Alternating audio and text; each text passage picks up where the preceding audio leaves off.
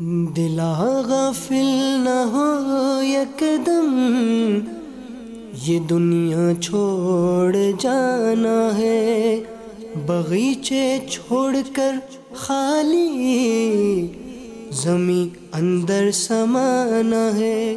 جامعۃ المدینہ للبنین کے طلباء متوجہ ہوں، آپ کو تجہیز و تکفین ویڈیو کورس دکھایا جا رہا ہے انشاءاللہ عز و جل مؤرخہ 24 جنوری بروز اتوار دن 12 بجے۔ اس کورس کے حوالے سے آپ کے جامعات میں تحریری امتحان کا سلسلہ ہوگا۔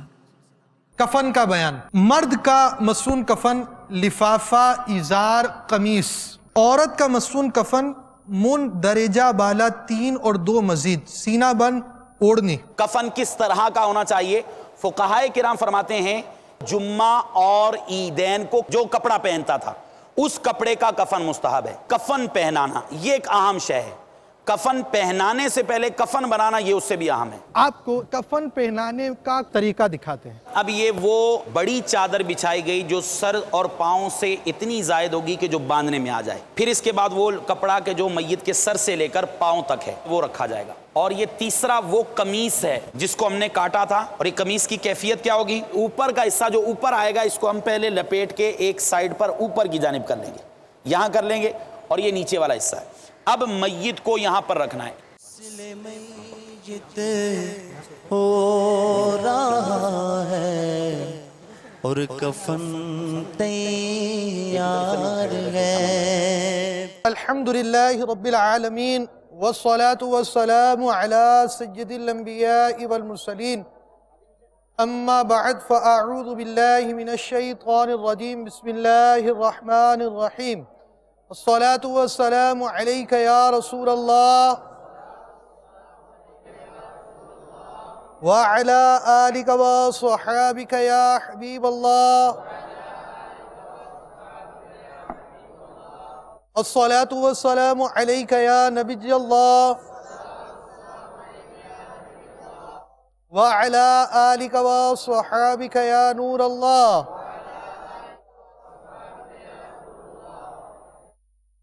رسول اکرم، نور مجسم، شاہ بنی آدم، رسول محتشم، شہنشاہ امم صلی اللہ تعالی علیہ وآلہ وسلم نے فرمایا، جو مجھ پر دن میں 100 مرتبہ درود پڑھے گا اللہ عز و جل اس کی 100 حاجتیں پوری فرمائے گا، ان میں سے 30 دنیا کی ہیں اور 70 آخرت کی۔ صلو علی الحبیب صلی اللہ تعالی علی محمد۔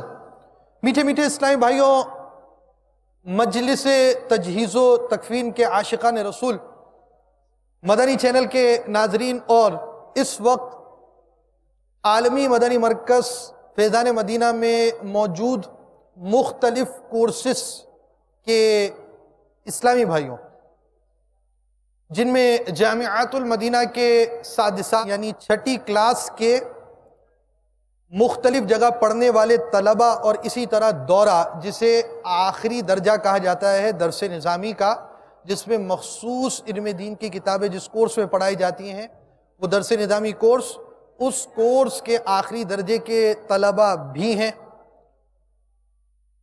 اور ان کے درمیان اس وقت تجہیز و تکفین تربیتی اجتماع جاری ہے۔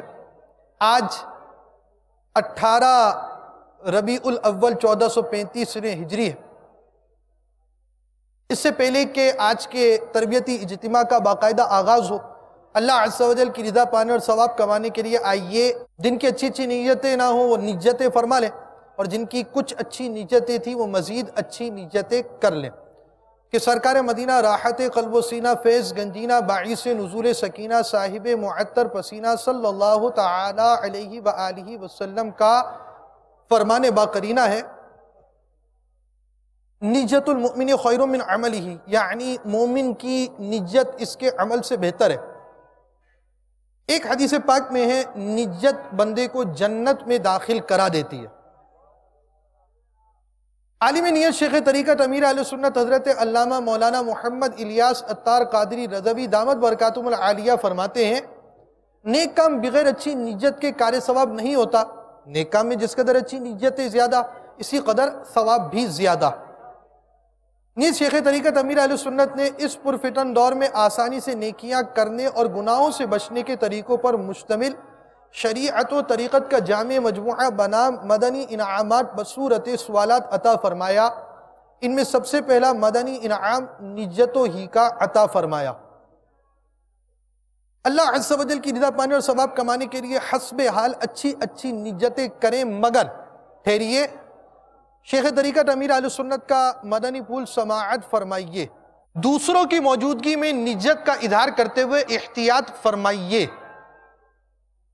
دل میں نجت نہ ہونے کے باوجود جان بوجھ کر اس لیے ہاتھ اٹھانا کہ دوسروں پر اثر قائم ہو کہ یہ نجت کر رہا ہے، یہ جھوٹ دھوکہ ہے۔ اول تاخیر تربیتی اجتماع میں شریک رہوں گا، موبائل فون بند رکھوں گا، نہ فون ریسیو کروں گا، نہ کسی کو فون کروں گا، نہ ایس ایم ایس کروں گا، نہ کسی کا میسج پڑھوں گا۔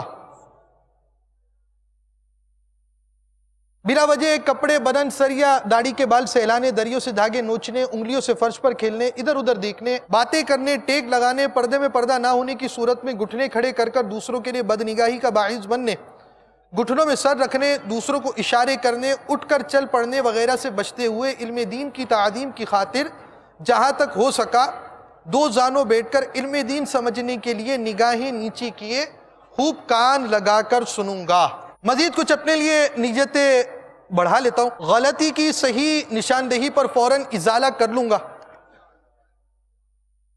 آج کے بیان اور اب تک کی اللہ عز و جل کی رحمت سے ملنے والی نیکیاں بوسیلہ رحمت للعالمین صلی اللہ تعالیٰ علیہ وآلہ وسلم، برائے جناب رسالت مآب صلی اللہ تعالیٰ علیہ وآلہ وسلم، انبیاء و مرسلین، خلفاء راشدین، امہات المؤمنین، شہیدان و اسیران کربلا، تمام صحابہ و تابعین و تبع تابعین، ائمہ مجتہدین، خصوصاً ائمہ اربعہ اور ان کے مقلدین، سلاسل اربعہ کے مشائخ و مریدین، مدنی قافلوں کے مسافرین، مدنی انعامات کے عاملین اور تمام مؤمنات و مؤمنین، مسلمات و مسلمین، خصوصاً سرکار اعلیٰ حضرت اور امیر اہل سنت، آمین بجاہ النبی الامین صلی اللہ تعالی علیہ وآلہ وسلم۔ الحمدللہ عز و جل بیان کا سلسلہ ہے، مکمل بیان بالصواب ہو پائے یہ ضروری نہیں، بھول کرتا پائیں تو فوراً میری اصلاح فرمائیں۔ صلو علی الحبیب صلی اللہ تعالی علی محمد۔ حضرت سیدنا ابو ذر غفاری رضی اللہ تعالی عنہ کا ارشاد ہے، مجھ سے سرکار دو عالم نور مجسم شاہ بنی آدم رسول محتشم صلی اللہ تعالی علیہ وآلہ وسلم نے فرمایا، قبروں کی زیارت کرو تاکہ آخرت کی یاد آئے، اور مردہ کو نہلاؤ کہ فانی جسم یعنی مردہ جسم کا چھونا بہت بڑی نصیحت ہے، اور نماز جنازہ پڑھو تاکہ یہ تمہیں غمگین کرے، کیونکہ غمگین انسان اللہ عز و جل کے سائے میں ہوتا ہے اور نیکی کا کام کرتا ہے۔ حضرت سیدنا مالک بن انس رضی اللہ تعالی عنہ کو بعد وفات کسی نے خواب میں دیکھ کر پوچھا، ما فعل اللہ بک، یعنی اللہ عز و جل نے آپ کے ساتھ کیا سلوک فرمایا؟ کہا ایک کلمے کی وجہ سے بخش دیا، جو حضرت سیدنا عثمان غنی رضی اللہ تعالی عنہ جنازے کو دیکھ کر کہا کرتے تھے، سبحان الحی الذی لا یموت، یعنی وہ ذات پاک ہے جو زندہ ہے، اسے کبھی موت نہیں آئے گی۔ لہذا میں بھی جنازہ دیکھ کر یہ کہا کرتا، اس کلمہ کہنے کے سبب اللہ عز و جل نے مجھے بخش دیا۔ میٹھے میٹھے اسلامی بھائیوں، سرکار مدینہ صلی اللہ تعالی علیہ وآلہ وسلم کی امت کی خیرخواہی کا ذہن بنائیے، اپنا وقت نکالیے اور اس عظیم کام کو اختیار کیجیے، اور اس کی فضیلت بھی تو سنیے۔ حضرت مولا کائنات سیدنا علی المرتضی شیر خدا کرم اللہ تعالی وجہ الکریم سے روایت ہے کہ سلطان دو جہاں شہنشاہ کون و مکان رحمت عالم یا صلی اللہ تعالی علیہ وآلہ وسلم نے ارشاد فرمایا، جو کسی میت کو نہلائے، کفن پہنائے، خوشبو لگائے، جنازہ اٹھائے، نماز پڑھے اور جو ناقص بات نظر آئے اسے چھپائے، وہ اپنے گناہوں سے ایسا پاک ہو جاتا ہے جیسا جس دن ماں کے پیٹ سے پیدا ہوا تھا۔ نماز جنازہ کا بیان. نماز جنازہ فرض کفایہ ہے، یعنی کوئی ایک بھی ادا کرے تو سب بڑی جز ذمہ ہو گئے، ورنہ جن جن کو خبر پہنچی تھی اور نہیں آئے وہ سب گناہگار ہوں گے. اس کے لیے جماعت شرط نہیں، ایک شخص بھی پڑھ لے تو فرض ادا ہو گیا. اس کی فرضیت کا انکار کفر ہے. نماز جنازہ میں 2 رکن اور 3 سنتیں ہیں، چاہیں تو لکھ لیں. 2 رکن یہ ہیں. نمبر 1، 4 بار اللہ اکبر کہنا. نمبر 2، قیام. اس میں سنت مؤکدہ یہ ہیں. جی ہاں، یہ تینوں سنتیں مؤکدہ ہیں. اور سنت مؤکدہ کا حکم یہ ہے کہ ایک بار بلا اجازت شرعی چھوڑے تو استحقاق عتاب یعنی ملامت کیا جائے، اس کا مستحق ہے. اور اگر سنت مؤکدہ چھوڑنے کی عادت بنائے تو گنہگار مستحق کے عذاب نار ہے، یعنی اس بات کا مستحق ہے کہ اللہ تعالیٰ کا عذاب ہو. نمبر 1، ثنا. نمبر 2، درود شریف. نمبر 3، میت کے لیے دعا.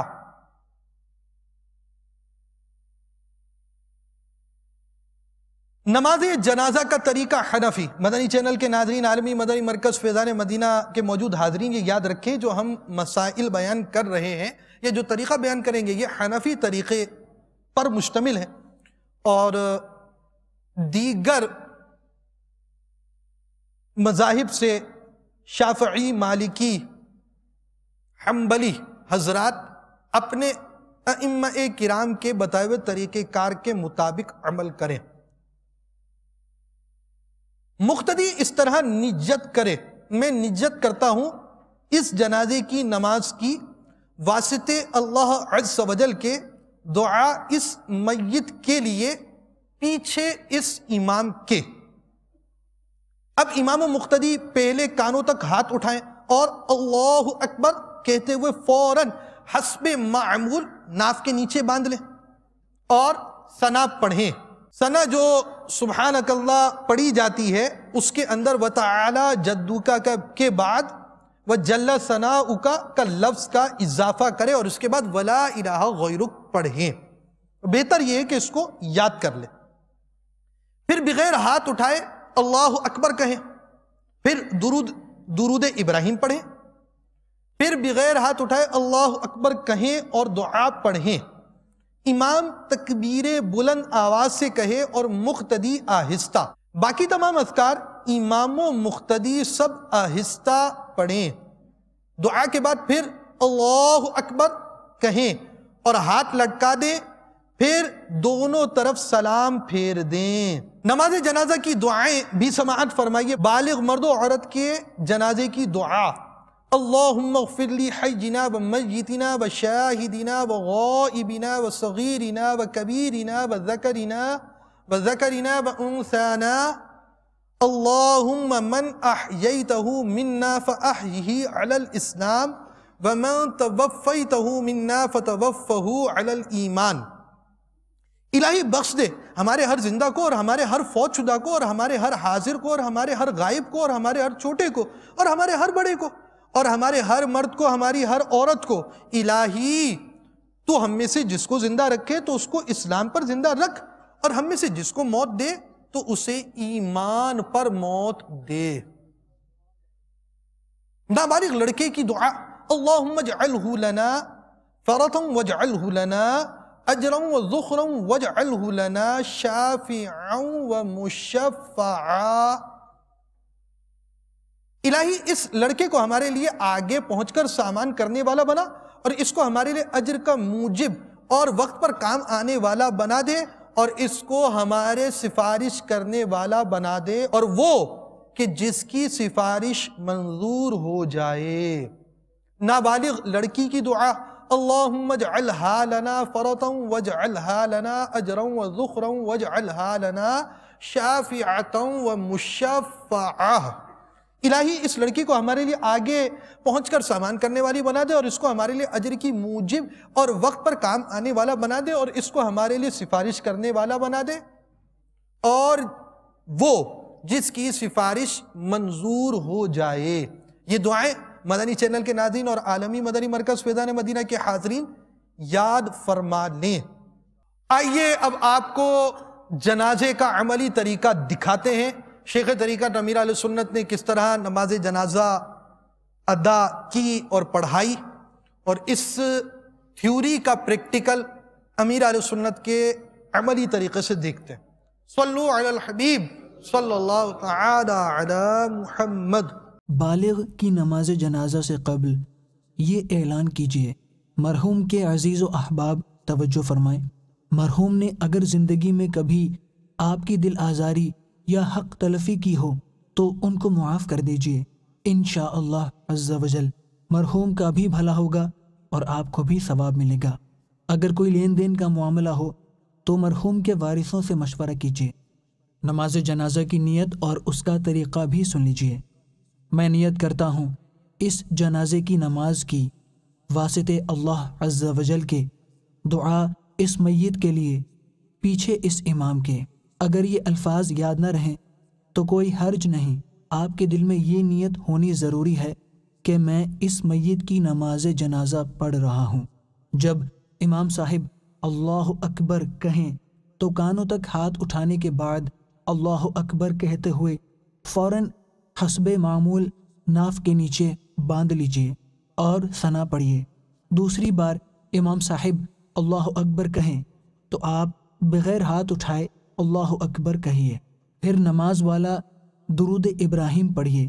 تیسری بار امام صاحب اللہ اکبر کہیں تو آپ بغیر ہاتھ اٹھائے اللہ اکبر کہیے اور بالغ کے جنازہ کی دعا پڑھیے۔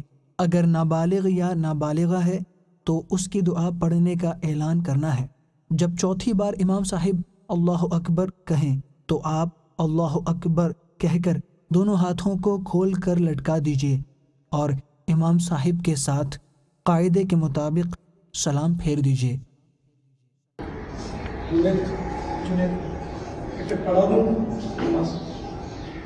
نیت کر لیجیے۔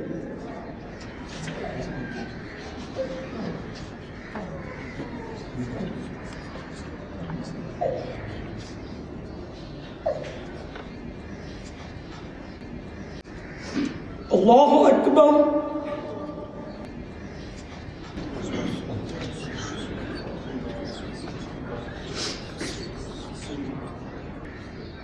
اللہ اکبر۔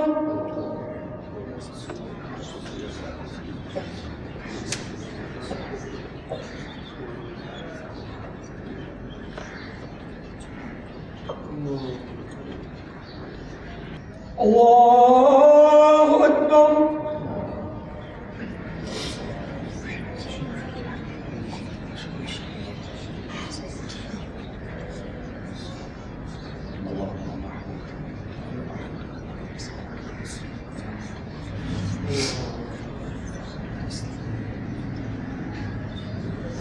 اللہ اکبر۔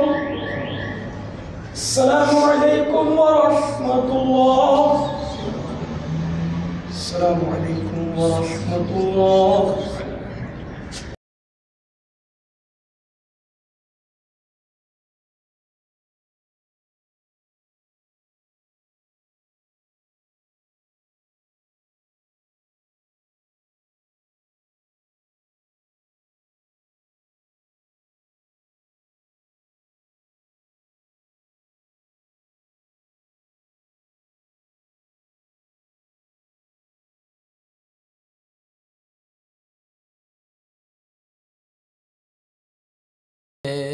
صلو علی الحبیب صلی اللہ تعالی علی محمد۔ جنازے کی پوری جماعت نہ ملے تو مسبوق یعنی جس کی بعض تکبیریں فوت ہو گئیں وہ اپنی باقی تکبیریں امام کے سلام پھیرنے کے بعد کہے، اور اگر یہ اندیشہ ہو کہ دعا وغیرہ پڑھے گا تو پوری کرنے سے قبل لوگ جنازے کو کندھا تک اٹھا لیں گے تو صرف تکبیریں کہہ لے، دعا وغیرہ چھوڑ دے۔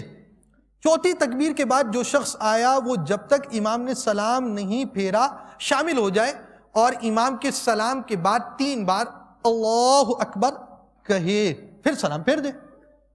پاگل یا خودکشی والے کا جنازہ، جو پیدائشی پاگل ہو یا بالغ ہونے سے پہلے پاگل ہو گیا اور اسی پاگل پن میں موت واقع ہوئی تو اس کی نماز جنازہ میں نابالغ کی دعا پڑھیں گے۔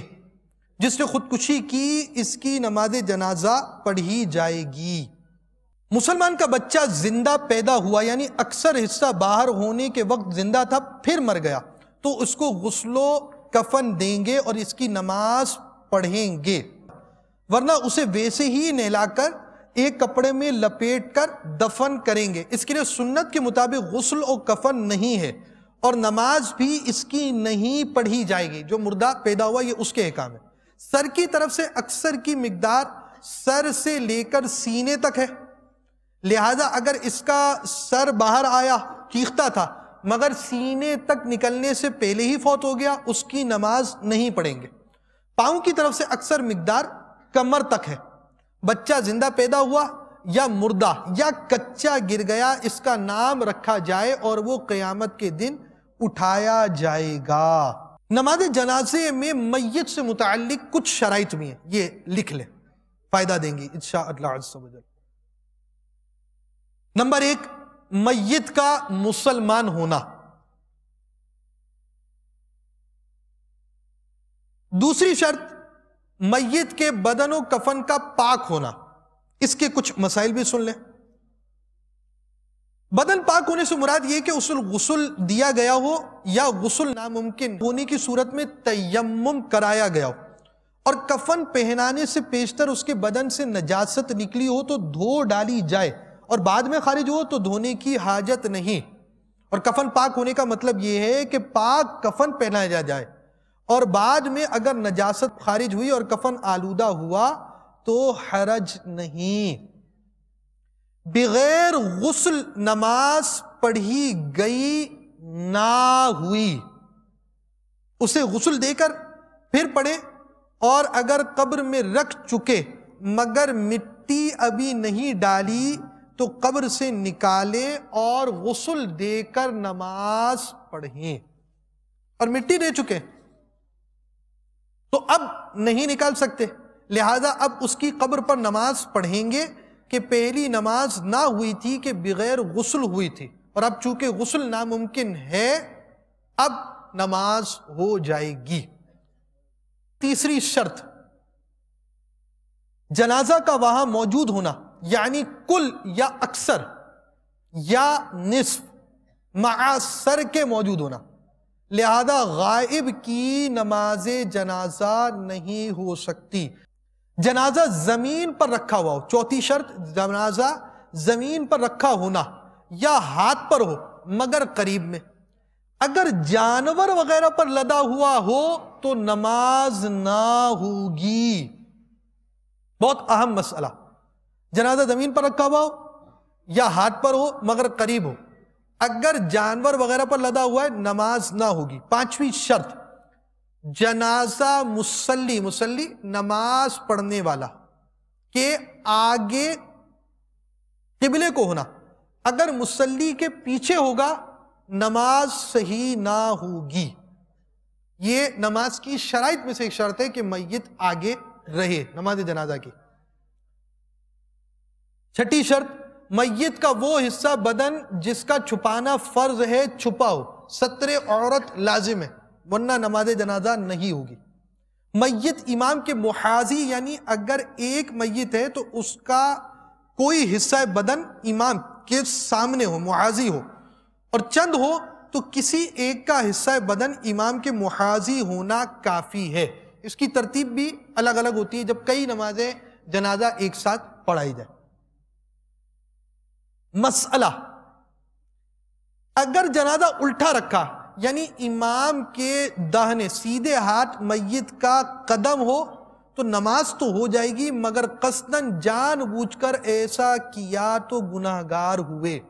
یہ ڈیکس ہے، یہ سر ہے، یہ پیر ہے، آپ کے حساب سے، میرے حساب سے نہیں ہے، یہ میں قبلے کو پیٹ کر بیٹھا ہوں، یہ سر ہے، یہ پیر ہے۔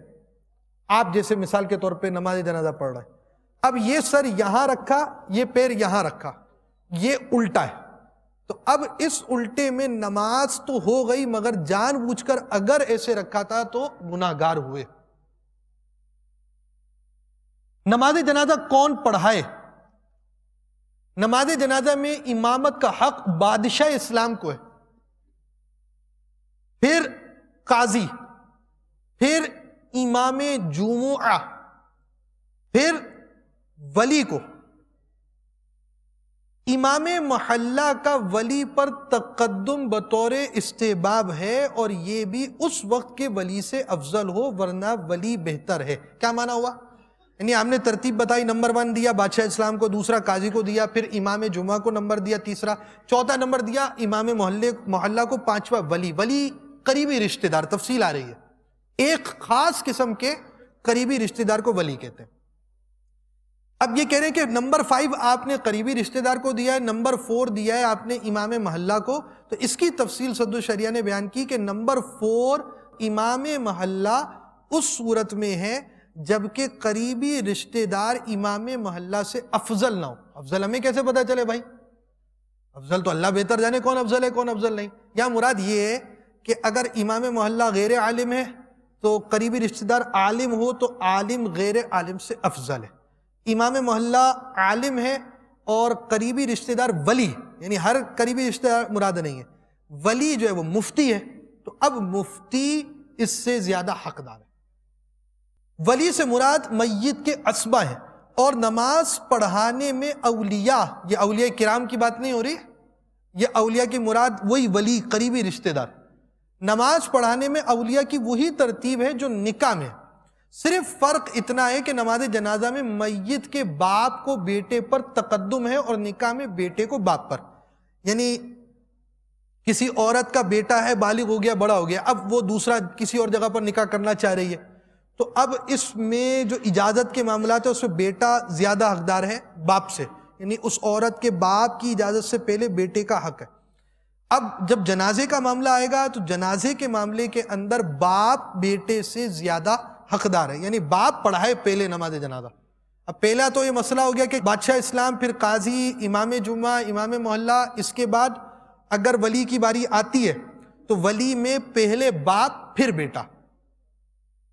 البتہ اگر باپ عالم نہیں ہے اور بیٹا عالم ہے تو نماز جنازہ میں بھی بیٹا مقدم ہے۔ اگر اسبا نہ ہو تو ذوی الارحام غیروں پر مقدم ہے۔ اب اس کی تفصیل ہے۔ مدنی وصیت نامہ وصیت نمبر 18، جنازہ کوئی صحیح العقیدہ سنی عالم باعمل یا کوئی سنتوں کے پابند اسلامی بھائی یا اہل ہو تو اولاد میں سے کوئی پڑھا دے، مگر خواہش ہے کہ سادات کرام کو فوقیت دی جائے۔ صلو علی الحبیب صلی اللہ تعالی علی محمد۔ نماز جنازہ کا طریقہ یاد کرنے کا بہت ہی آسان طریقہ ہے۔ نماز جنازہ میں کتنی تکبیریں ہوتی ہیں؟ کتنے سلام ہوتے ہیں؟ یعنی ایک دو دونوں صحیح ہیں، اس کو ایک سلام بھی کہتے ہیں، وہ جو 2 سلام ہوتے ہیں ان کو ایک سلام بھی کہا جاتا ہے۔ آپ نے 4 تکبیریں پڑھنی ہیں۔ اچھا اب یہ چند اصول یاد رکھیں گے، نماز جنازہ یاد رہے گی۔ ایک آپ نے بات کیا یاد رکھی کہ نماز جنازہ میں کتنی تکبیریں؟ 4 تکبیریں۔ دوسری بات آپ نے یہ یاد رکھنی ہے کہ ہاتھ کتنی مرتبہ تکبیر میں اٹھانا ہے؟ پہلی مرتبہ تکبیر میں ہاتھ اٹھانا ہے، ٹھیک؟ 2 باتیں یہ یاد رکھی آپ نے۔ تیسری بات یہ یاد رکھ لیجئے، چوتھی تکبیر کے بعد دونوں ہاتھ چھوڑ دینے اور کچھ نہیں پڑھنا۔ اب کتنی تکبیریں رہ گئیں چوتھی تکبیر کے علاوہ؟ 3 تکبیریں رہ گئیں چوتھی تکبیر کے علاوہ۔ 3 تکبیروں کے بیچ میں کیا کرنا ہے؟ یہ تو ابھی بات ہی نہیں ہوئی۔ 3 تکبیروں کے بیچ میں تینوں سنت موقدہ ادا کرنی ہے، ثنا، درود، دعا، نماز جنازہ ہو گئی۔ نماز جنازہ میں آپ کو یہ یاد ہونا چاہیے کہ تکبیریں 4 ہیں۔ پہلی تکبیر میں ہاتھ اٹھانا ہے، اس کے بعد ہاتھ نہیں اٹھانا، آخری تکبیر کے بعد دونوں ہاتھ کھول دینے ہیں، پھر سلام پھیر دینا ہے۔ بیچ میں رہ گئی آپ کے یعنی جو تکبیریں باقی رہ گئیں، ہر تکبیر کے بعد کیا پڑھنا ہے؟ سنت موقدات پر عمل کرنا ہے، پہلی کے بعد ثنا، دوسری کے بعد درود، تیسری کے بعد دعا، چوتھی کے بعد ہاتھ چھوڑے سلام پھیرے. صلو علی الحبیب صلی اللہ تعالی علی محمد. جنازے کو کندھا دینا عبادت ہے. سنت یہ ہے کہ یکے بعد دیگرے چاروں پایوں کو کندھا دے اور ہر بار 10 قدم چلے. پوری سنت یہ کہ پہلے سیدھے سرہانے کندھا دے، پھر سیدھی پائنتی، پھر الٹے سرہانے، پھر الٹی پائنتی، اور 10 قدم چلے تو کل 40 قدم ہوئے. بعض لوگ جنازے کے جلوس میں اعلان کرتے ہیں 2 قدم چلو. ان کو چاہیے کہ اس طرح اعلان کریں، ہر پائے کو کندھے پر لیے 10 قدم چلیے. کیا بولیں گے؟ یہ امیر اہل سنت نے نماز جنازہ کا طریقہ میں بیان فرمایا ہے. اچھا، سیدھا کندھا دینا ہے تو آپ کا کون سا کندھا ہوگا؟ کون کہہ رہا ہے سیدھا کندھا دے؟ ہاتھ کھڑا کرے. آپ کا سیدھا کندھا اور میت کا بھی سیدھا کندھا. واہ بھائی واہ، کیا بات ہے آپ لوگوں کی. کون ہے؟ ہاتھ کھڑا کریں. اور الٹا کندھا کون کون کہہ رہا ہے؟ ہاتھ کھڑا کرے پورا. بھائی الٹا سیدھا کرنے والے آئیے آپ کو سیدھا سیدھا پریکٹیکل دکھا دیتے ہیں. عملی طریقہ دکھائیے جناب. آنکھ عطا کیجئے اس میں ضیا دیجئے، آنکھ عطا کیجئے اس میں ضیا دیجئے، اس میں ضیا دیجئے. جلوہ قریب آ گیا تم پہ کروڑوں درود، جلوہ قریب آ گیا تم پہ کروڑوں درود. آنکھ عطا کیجئے اس میں ضیا دیجئے، آنکھ عطا کیجئے اس میں ضیا دیجئے، اس میں ضیا دیجئے. صلو علی الحبیب صلی اللہ تعالی علی محمد. اچھا جی، اسلامی بھائی نے کون سے کندھے پر اٹھایا تھا جنازے کو؟ میت کو کس طرح لٹایا جاتا ہے؟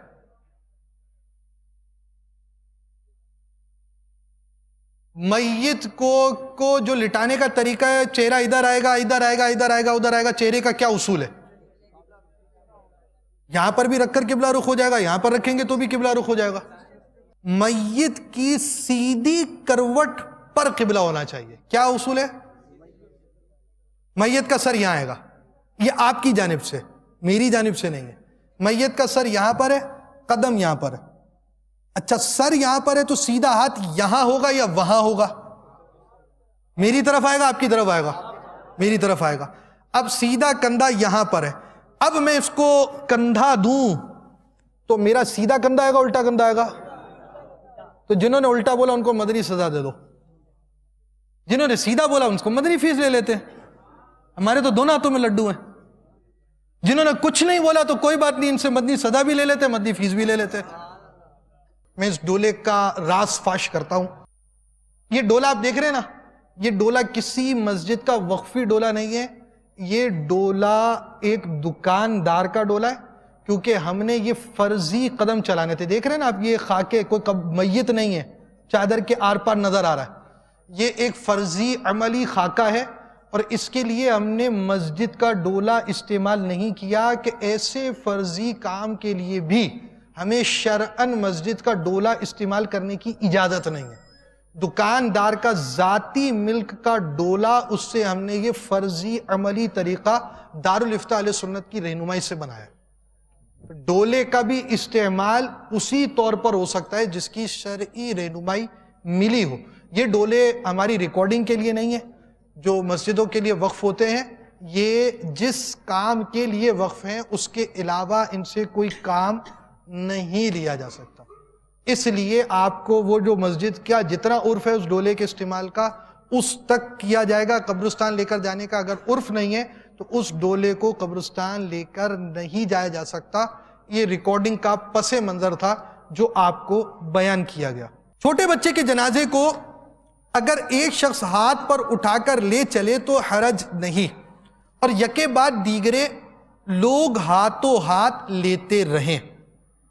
عورتوں کو بچہ ہو یا بڑا کسی کے بھی جنازے کے ساتھ جانا ناجائز و ممنوع ہے۔ بہار شریعت حصہ 4 صفحہ 823 تا 25 میں سے بعض مسائل۔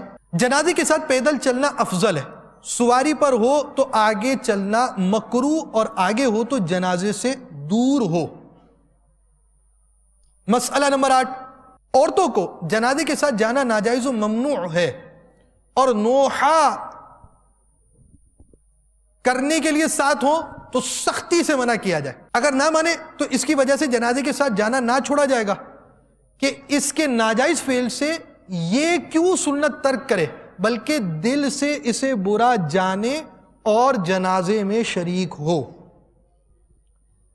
جنازہ جب تک رکھا نہ جائے بیٹھنا مکروہ ہے، اور رکھنے کے بعد بے ضرورت کھڑا نہ رہے، اور اگر لوگ بیٹھے ہوں اور نماز کے لیے وہاں جنازہ لایا گیا تو جب تک رکھا نہ جائے کھڑے نہ ہو۔ یوں ہی اگر کسی جگہ بیٹھے ہوں اور وہاں سے جنازہ گزرا تو کھڑا ہونا ضروری نہیں۔ ہاں، جو شخص ساتھ جانا چاہے وہ اٹھے اور جائے۔ جب جنازہ رکھا جائے تو یوں نہ رکھیں کہ قبلے کو پاؤں ہو یا سر، بلکہ آڑا رکھیں کہ داہنی کروٹ قبلے کو ہو۔ یعنی جنازے کو ہر مرتبہ اسی طرح رکھا جائے گا جس طرح نماز جنازہ کے لیے آگے رکھا جاتا ہے۔